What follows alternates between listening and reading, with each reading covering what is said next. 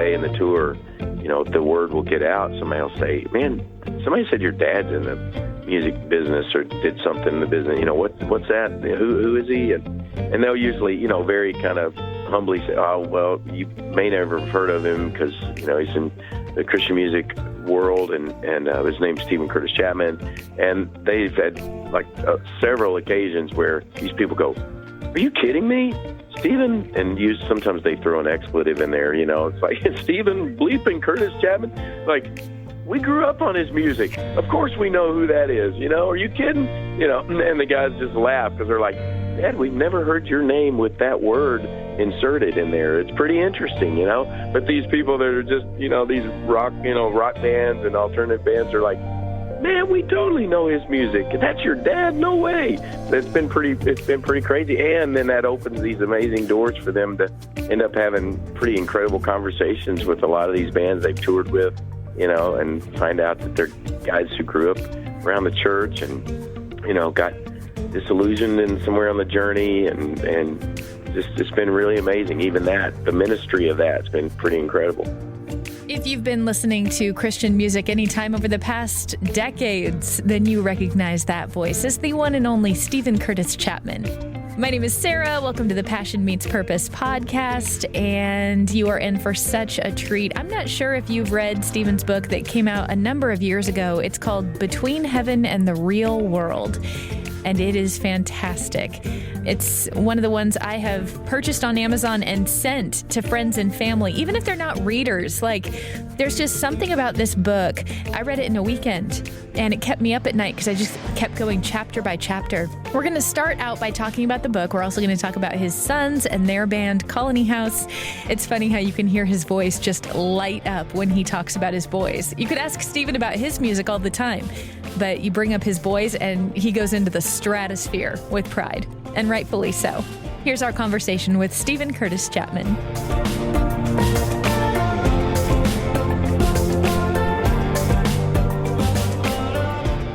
I've got your book in front of me, and I have to say I laughed out loud when it arrived at my house in the envelope because it was a lot bigger than I thought it would be. And then I thought, well, of course it's this thick.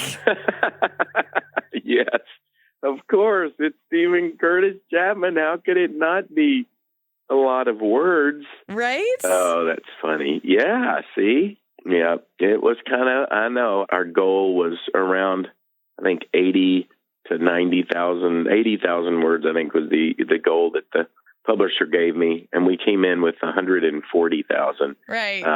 And so we had to, and then began shaving it back and back. And I was like, well, you can't leave that out. Can't have that story gone, And so finally we got them down to about 100,000 words. And they said, okay, we agree. It all needs to be in here. But yeah, it was a challenge.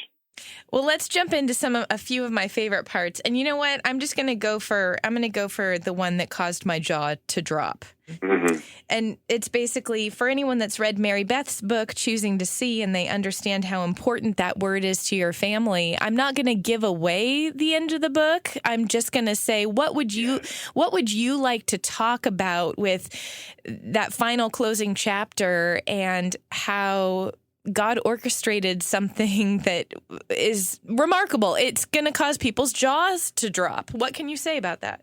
Yeah. Well, I'm thinking you're probably referencing particularly a certain photo right. that we included in the book. And, the whole of the story, I think, for me, what I knew about myself, but what I learned much deeper about not just myself, but just life and my story and my journey, but all of our story and all of our journey is, as I talk a lot in the book, my desire and drive to fix what's broken and being the fixer, and everywhere I encounter, brokenness and unfixable things, how that has frustrated me, and yet how over and over again, those have been the places in my journey where God has revealed the most profound things about himself and where I've learned the most about who he is. And so all the way through the journey, and obviously the ultimate unfixable of my story is our loss of our little girl, Maria. And yet, even in that, seeing how God reveals himself in ways that are unbelievable. I mean, there's no other explanation, as you're referring to specifically what I get to kind of talk about and share towards the end of the book, as our family has journeyed through the darkest part of the valley. Not that we've come out the other side and it's all behind us, because there's still plenty of days that it's just as dark and heavy on our hearts, but watching God show up and letting us see, there's that word again, see him reveal himself in some really unbelievable ways that you can't explain any other way, but say, yeah, that's God. That has to be God showing himself to us. Say, trust me, I'm with you, I'm for you. And he's done that over and over again on my journey, and that's why I'm so thankful I got a chance to tell the story in great detail in the book.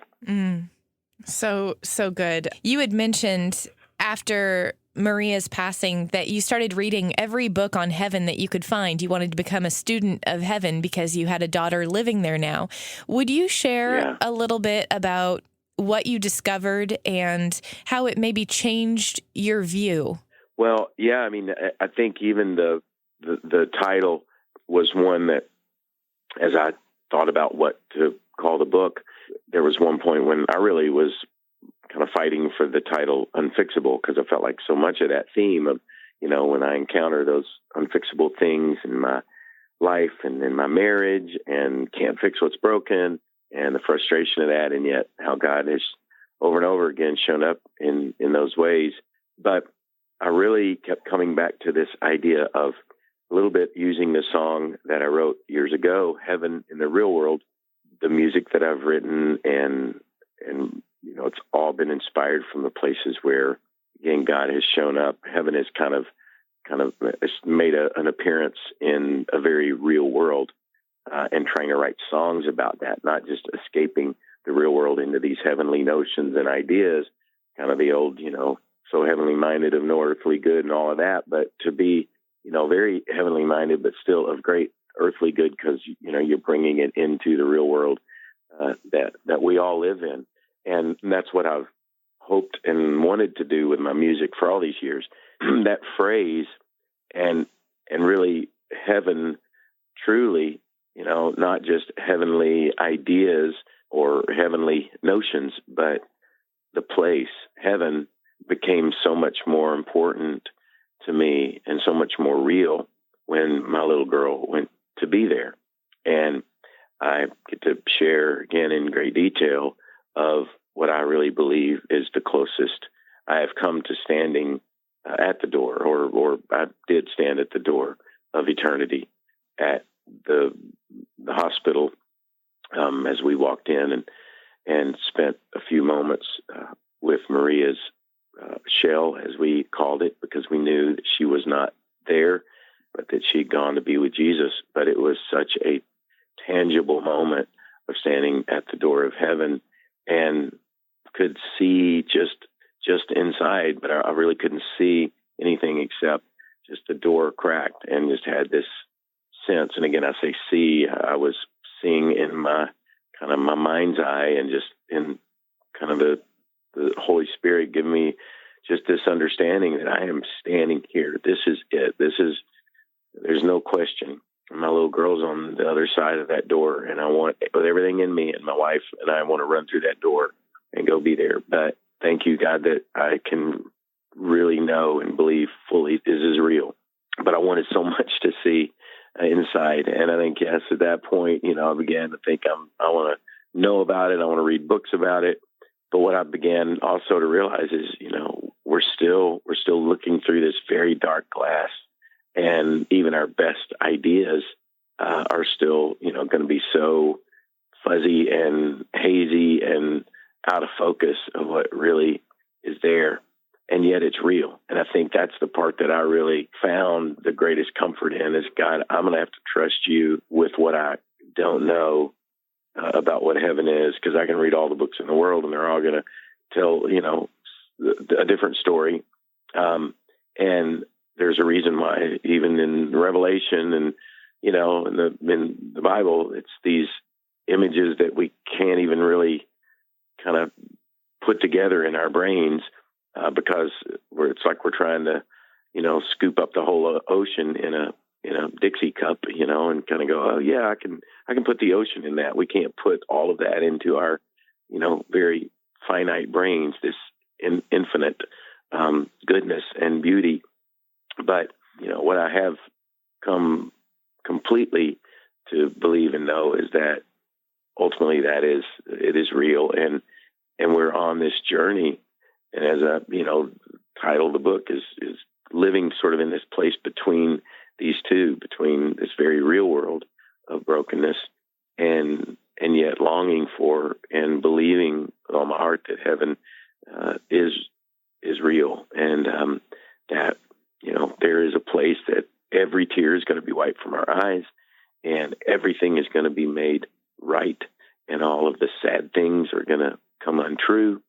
And believing that is what gives us and has given my family and me the strength to take each step as it comes and each breath as it comes, and keep journeying forward. One of the tangible representations you have of that is the fact that you did a remodel on your house, and the driveway goes a different direction now, if I'm not mistaken, which means that your studio has a purposeful location as well as your grand piano. Will you share a little more about that? Yeah. When we were in the process of kind of rebuilding the house, and that was again, I have not really shared about that outside of finally getting to go into detail in the book, because it's such a crazy kind of thing to think that was what we should do. We wrestled with whether we would sell our house. Could we go back and live at the house where, this tragic accident happened and took place in our driveway?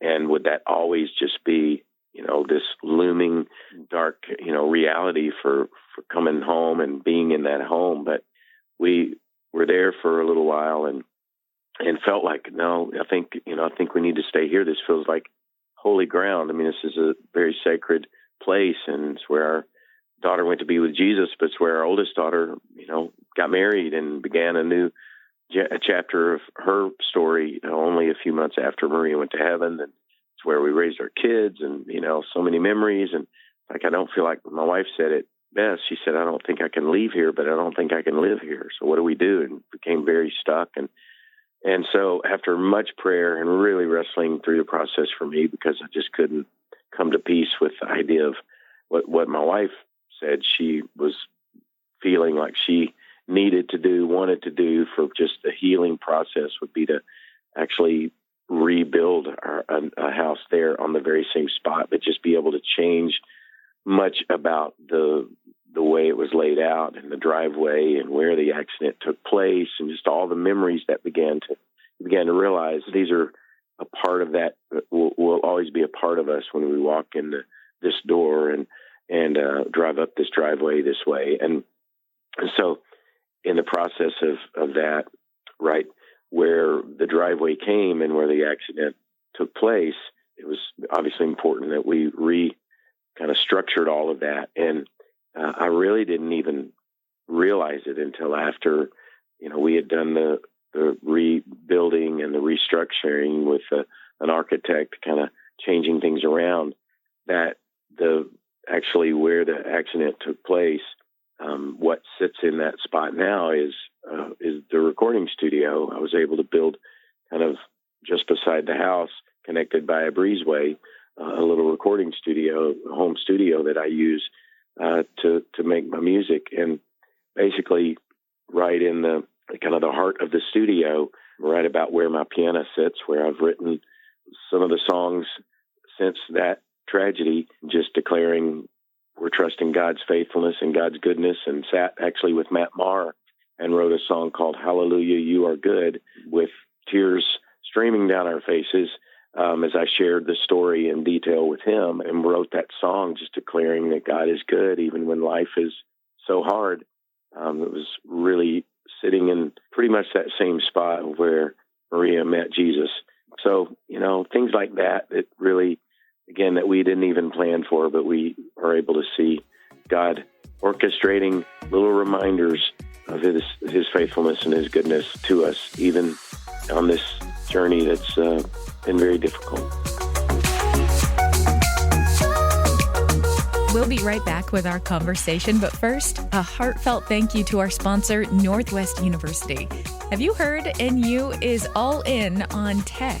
They've got a brand new state-of-the-art technology studio, and majors include UX design, data science, video production, audio production, and computer science. These programs add to an already diverse offering of top programs in business, nursing, education, sciences, communication, psychology, music, humanities, and more. Plus, NU has robust scholarships.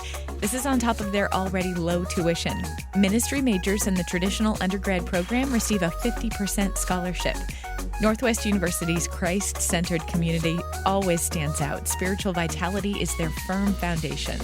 And with Northwest's Career Readiness Initiative, you'll graduate with endorsements in career-specific skills that give context to your resume. When you choose NU, you're choosing a confident start to your calling. In other words, your passion and purpose. Now back to this week's episode. And another big part of the story is your son, Will. And I know that any father would want to brag on his children. And I want to talk a little bit about Colony House. Yes, we can talk about Colony House all day. I'm all good with that. I knew it. I can tell in the sound of your voice, like when we bring it up, and just how proud you are of Caleb and Will Franklin. And for anyone that doesn't know, why don't you describe a little bit about the kind of music Colony House does? I want you to talk about how you had, I think it was Mary Beth posted an Instagram picture of the bracelet you were wearing behind the scenes. I think it was maybe at the Conan show, which is just so cute because it's like, it's got to be great to go to a late night, talk show host, and you're not there as Steven Curtis Chapman. You're a dad with a bracelet cheering on your sons. Absolutely.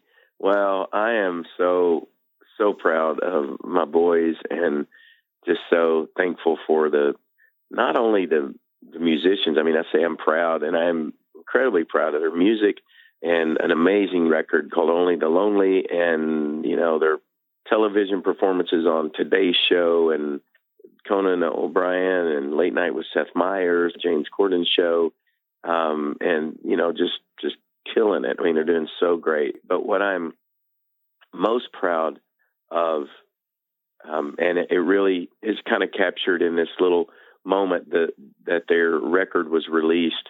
And they were over at my house, and it was late at night because the record got released like around midnight on iTunes, and immediately shot up to like number 3 on the overall charts, not just, in their specific genre, which would be considered alternative, but overall charts, the record was number 3. And they knew, that's not going to last there forever. It's not like it's going to be a number 1 record, but that was so exciting for them because this is only their second album and they're still a very new band and people are still discovering them.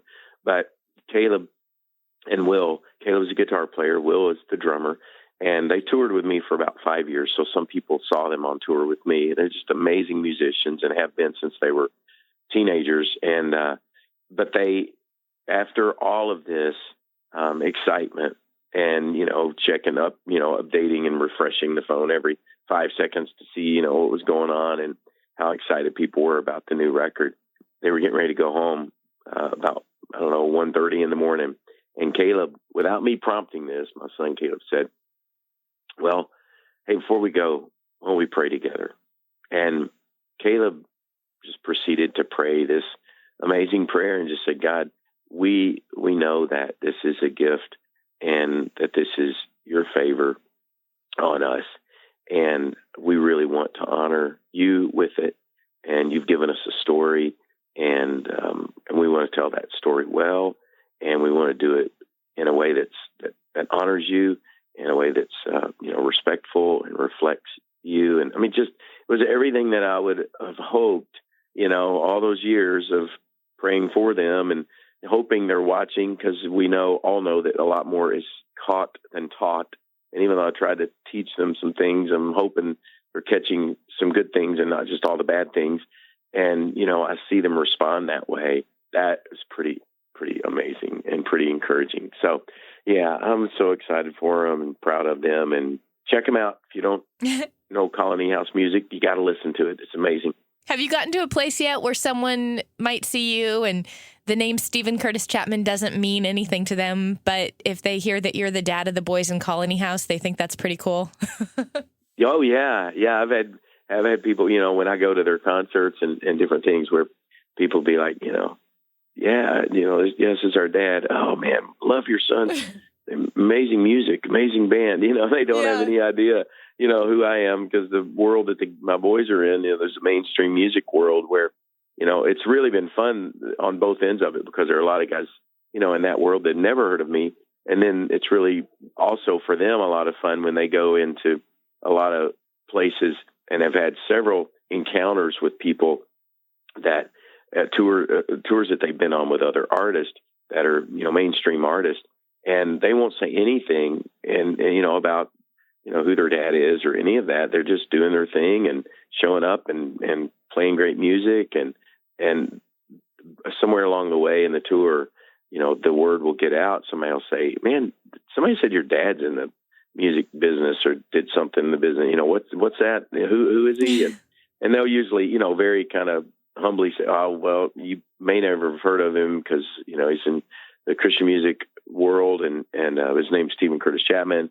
And they've had several occasions where these people go, are you kidding me, Steven? And sometimes they throw an expletive in there, it's like, Steven bleeping Curtis Chapman.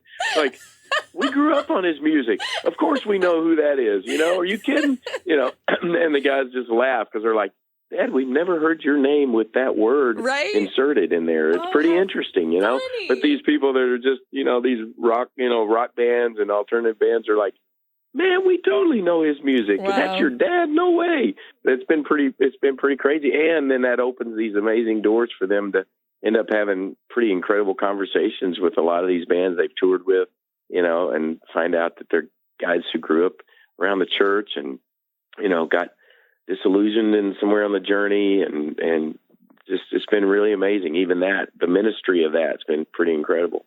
You talk a lot about your courtship of Mary Beth and your relationship in the book, and I would say that the quickest way to encapsulate that is that you have a personality like Tigger and she has a personality like Eeyore, and for marriages that find themselves in a similar situation, can you let me know a story that comes to mind as to when that actually plays out to your advantage, that it works out well? Well, that's the thing, that's crazy. It is crazy, and it will make you crazy. It makes my wife most crazy. I think, Eeyore is much more frustrated with Tigger than Tigger ever is with Eeyore. Because, I'm like, hey, come on, no, we can do this. It's good. Bouncy, bouncy, fun, fun, fun. And, she's just kind of like, would you please just, leave me alone. But the beauty of it, and it takes, really embracing and seeing the beauty in it is that, God does that because it's such a beautiful way for us to, fit together, is to have those different looks at life, because I need so much my wife. And it's not that she's like I say Eeyore, but she's more melancholy, and she will definitely view things, in more of that kind of a lens. And I can be, overly, oh, it's all good. It's all good. And so having each other, as parents, because my tendency can be to go, oh, they got this. It's fine. They're all good. And her tendency, left alone, is, doom and gloom. They're not, it's not going to work out. They're not going to get this. We need each other very much. And I've seen that play out in over and over and over again in so many ways. And, even on the side of just being different, not necessarily the Eeyore Tigger thing, but just the differences of how God has brought us together and how much I have to learn in that process, So it's just, yes, it's been a beautiful, wonderful, challenging, frustrating, an amazing thing. Well, my final question kind of is a story that sort of encapsulates that a little bit. It's just beautiful. It's the moment you got Shohana, and you describe it well. So I just want you to kind of give me a little picture, and I'll set the scene for you. This is, you're on your adoption journey. You're in China. Your older kids are with you, waiting in the hotel room. You get a phone call that the people that are bringing this baby to you are now in the elevator. And Mary Beth is on the bed, and she is nervous, and you're watching her face. Go ahead. Yes. Yeah. And she's just kind of freaking out because this is the moment. And leading up to this moment, she's been, terrified. And I get to really tell the journey of, from a place of just saying, adoption and another baby and all that. We're way past that stage in our life. And then God does this incredible thing and changes her heart and puts us on this journey. And then we're so excited. We can't wait to meet Shoei and our new little girl. We've already got her name, Shohana. We're going to call her Shoei. And all the 3 older kids there that have cheered on and prayed and begged and pleaded this process up to this moment. And then the word comes, it's like, it's real, it's happening. There's getting ready in the next, minute or 2 or 5, there's going to be a little helpless baby placed in the arms of my wife, and she's going to be mom forever, to this little one. And what's that going to feel like? And am I going to love her enough? Am I going to love her the same that I do my other children? And what if I can't do that? What if I can, all the fear and all the questions. And she kind of has this conversation with the kids. Then they're looking at their mother with this very confused look because it's not making any sense. And basically what she's saying is, if in a few minutes when this happens, your mother kind of loses her mind and you never recognize her again, I'm just telling you now, I love you. No, I always loved you. It's like they're going, what is mom trying to say? She's like losing it here. And she doesn't even know what she's saying. She's just saying, I don't know what's getting ready to happen. I don't know what's going to happen. And so we walked out into the hallway. And one of her big fears, and this is just my wife again, she will find something to worry and stress about, is what if somehow the picture we've been looking at isn't the baby that they bring to us? What if it's a different baby? And I've fallen in love with this picture and I'll know it's not. And then what am I going to do? And I'm going to freak out and it's not going to, and she looks and it is the baby that we have been falling in love with through the picture. And she's holding a little book that Mary Beth had sent with pictures of us, or she's not holding it, but it's in her kind of blanket wrapped up with her. And so we know it's her. We know she got the book that we sent, and she just begins to weep and just says, it's her. It's really her. And holds her in her arms, picks her up, and any fear is immediately erased. I can see it in her eyes. And she would later say, it was like, I looked at this little person and it was my daughter from the beginning of my life, from the beginning of time. There was no question. And then I loved her instantly. And it was God whispering to her heart saying, that's how I love you. And it was just this incredible transformation of her heart and hearing God speak to her about his love for her and all of this happening at one time. And it was so amazing and incredible. And we're standing there. And after about, 5 or 10 minutes of us just doting on and, crying over our new daughter, we hear little voices from the room because we're out in the hallway and the door's open to our hotel room. The kids are all still sitting on the bed where they were told to stay. And you hear voices say, can we come meet our sister now? It's like, oh, sorry. Yeah, there's that. So, it's like, come on, everybody. And then they come out. And of course, it's a big, blubber fest with everybody. But it was a pretty amazing moment. And then on the plane ride home, she says to you, well, she said, going over, it was like, this is it. This is all we can possibly ever do in the way of adopting one child. People will say, you can adopt, once you adopt one, you'll probably adopt again or 2 or 3 times. And she just said, don't get any weird ideas in your mind that this is like the first of several, because it's not going to happen. And yeah, we were on the flight home and she looked at me and said, I think Shoei might need a sister. And I said, are you kidding me? Oh, Steven, thank you so much for your time, my friend. Thank you. You're welcome, Sarah. It's always great to talk to you and appreciate what you do. Thanks for taking the time to read my book. That means so much, and it's very, very special to me. I devoured it. My husband was like, do you want to take care of our kids or do the dishes or anything? Yeah. I'm like, no. Nah, I'm good. Oh, thank you. The book is called Between Heaven and the Real World. And I have a feeling that once you read it for yourself, you're going to be buying copies for friends and family as well. Just consider Christmas gifts taken care of this year. Our thanks to Steven Curtis Chapman and, of course, to Northwest University for sponsoring the Passion Meets Purpose podcast. We release episodes every 2 weeks, so that's when I'll see you then.